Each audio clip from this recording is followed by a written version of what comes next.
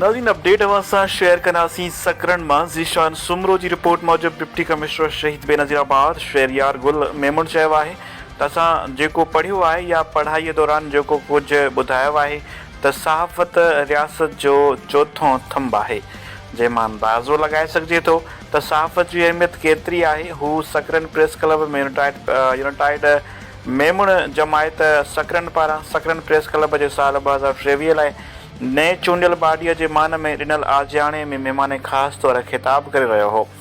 हुन चयो त सहाफ़त खे जेकॾहिं उन जे बुनियादी ऐं हक़ीक़ी फ़लसफ़े तौरु इस्तेमालु कजे त उन जहिड़ी का ॿी इबादत कान्हे।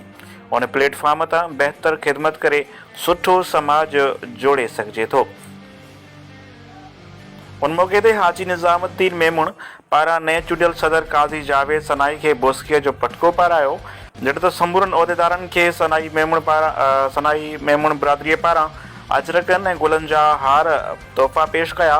उन खां अॻु शौकत हुसैन मेमून आजियाणो पेश कयो।